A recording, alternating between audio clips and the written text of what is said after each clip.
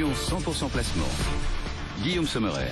On continue d'évoquer votre argent et tiens, l'Observatoire 2013 de vos envies d'investir. Cet observatoire nous dit quels sont vos placements favoris, quelles sont également vos humeurs en termes de patrimoine. Pour en parler et parler de vous finalement, eh bien, on retrouve Martine Simon-Claudel. Bonjour Martine. Vous êtes directeur général délégué de l'UFF. Vous venez donc de publier cet observatoire 2013 de la clientèle patrimoniale. Déjà par rapport au marché financier qui monte, qui s'envole, la perception des Français que vous avez interrogés est-elle en train enfin de s'améliorer? Eh bien écoutez, oui, les Français patrimoniaux portent un regard plus optimiste que l'an dernier manifestement sur les marchés financiers. Et même quand on les interroge sur l'évolution qu'ils anticipent sur les 6 mois à venir, 48% se déclarent optimistes. Alors néanmoins, la crise passée et puis la conjoncture encore un petit peu lourde les rend plus attentifs à leur placement, plus impliqués dans la gestion de leur épargne manifestement. Ils recherchent beaucoup plus d'informations sur l'actualité financière. Ah, ils suivent peut-être plus aussi BFM Business. Espérons, espérons. Est-ce que ce regain d'optimisme se traduit à des conséquences justement sur les choix de placement des Français? Alors lorsque l'on classe les différents placements possibles, on retrouve toujours la même hiérarchie de risque, c'est-à-dire les Français trouvent toujours que les actions sont les plus risquées et que les produits à capital garanti sont moins risqués. Néanmoins, l'échelle de risque baisse pour chacun, à peu près, sur la plupart des supports. Donc c'est comme ça qu'on voit qu'il y a le plus d'optimisme. Bon, quand on regarde les critères qui président au choix des placements, on voit que la disponibilité des fonds, ça reste essentiel, mais néanmoins, le critère de choix, c'est le couple rendement-risque.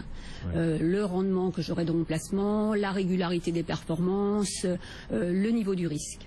Et dans cet esprit, justement, on observe une remontée des intentions, je dirais, sur les actions et sur aussi l'assurance vie en multisupport. Ah, le multisupport qui remonte un petit peu dans l'estime des... Qui remonte un petit peu dans l'estime, effectivement. Cette année, on a 49% et l'année dernière, c'était 32 seulement. 49, c'est presque une majorité. Et par rapport aux obligations, les Français préfèrent toujours le souverain ou les obligations d'entreprise? Non, alors pour la première fois, effectivement, il y a croisement des deux courbes et il y a une légère préférence pour, effectivement, les obligations d'entreprise plutôt que les obligations d'État. Alors justement, on parle des entreprises. C'est sur les grandes entreprises que les Français ont envie de revenir, d'investir ou plutôt sur les PME? Alors pas seulement les grandes entreprises, en effet, c'est pas simplement les actions, puisque 35% des personnes interrogées déclarent qu'elles ont déjà investi ou vont investir dans des PME non cotées. C'est un résultat relativement fort pour ce genre de non coté.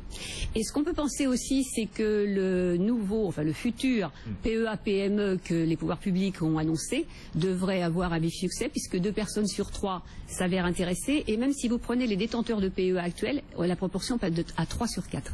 Ouais, 3 sur 4 parmi les détenteurs de PEA, déjà les plus sensibilisés bien sûr. Les plus sensibilisés bien sûr. PEA, PME, mais les autres aussi apparemment. PEA, PME qui donnent des envies d'investissement dans les PME. Parlons aussi de l'immobilier, c'est l'un des placements préférés des Français. Quelle perception en ont-ils? Est-ce que la légère baisse des prix rend le marché plus attractif aux yeux des gens que vous avez interrogés? On pourrait dire que là, on retrouve toujours l'appétence des Français pour la pierre, ni plus ni moins, mais avec quand même 1 sur 2 qui déclarent avoir l'intention d'acheter un bien immobilier, donc c'est plutôt positif.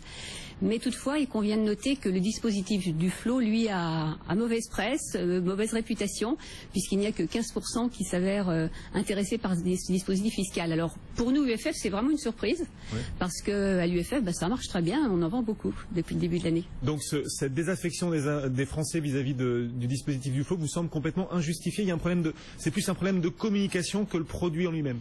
Moi, je crois que c'est un problème de communication, et je crois qu'on s'est exprimé d'ailleurs même ici sur ce sujet récemment. 18% de réduction d'impôt, c'est quand même relativement intéressant. Et le plafonnement des loyers, en tout cas jusqu'à maintenant, je dis bien jusqu'à maintenant, n'est pas très contraignant, ça correspond à des loyers de marché.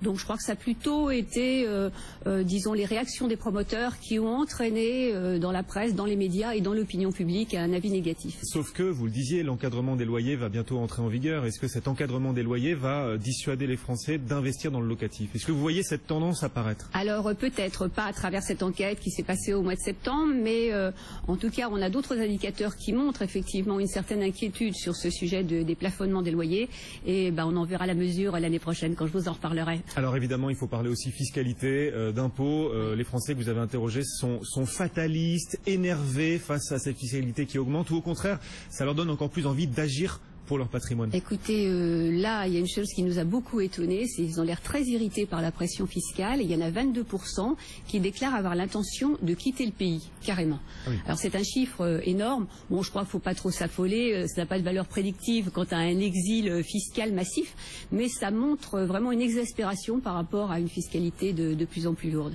Et c'est vrai aussi que chez nous, on voit vraiment la motivation fiscalité redevenir sur le devant de la scène. 22% des Français que vous avez interrogés disent qu'ils seraient prêts à quitter le pays à cause de la hausse actuelle des impôts. Ils auraient intérêt à le faire ou pas, d'après vous? Non, pas du tout. Enfin, nous, d'après ce qu'on a estimé, il y en a, mettons, 1%. D'ailleurs, la plupart de ceux qui déclarent ça ne savent même pas quelles sont les règles fiscales quand on est non-résident. Enfin, c'est plutôt, je vous dis, un sentiment, une émotion. Oui. Un énervement. Un énervement. Manifesté à travers ce sondage. Et qu'est-ce qui, dans les impôts à l'étude, ou présenté, étudié par le gouvernement, qu'est-ce qui pourrait déclencher un passage à l'acte et un départ à l'étranger de la part des personnes? Oh, ça je ne sais pas. On n'a pas vraiment la perception très très précise là-dessus. C'est plutôt une addition, hein, les plus-values, les revenus, les salaires, la diminution du quotient familial. Enfin, c'est un ensemble sans que ce soit clairement exprimé. Et un énervement qui monte et dont vous témoignez. Merci beaucoup d'être venu nous voir. Voilà cet Observatoire 2013 de votre humeur et de vos envies en termes d'investissement. C'est un classement que vous avez fait, un sondage que vous avez fait auprès de la clientèle patrimoniale. Donc ce sont des gens qui détiennent un patrimoine financier, donc hors immobilier, supérieur à 30 000 €. Merci beaucoup Martine Simon-Claudel, donc de l'UFF, directeur général délégué. Bon retour, à bientôt. Le CAC 40 recule de 0,18% en ce moment, on est à 4278 points après les plus hauts de 5 ans touchés à nouveau vendredi soir. Restez avec nous dans un instant, nos deux traders seront là, ils sont déjà en place d'ailleurs, ils nous attendent pour anticiper la suite de cette séance, ce sera juste après le journal. A tout de suite. Pour sa 7e édition, le World Forum Lille rassemble les grands acteurs du monde économique afin d'impulser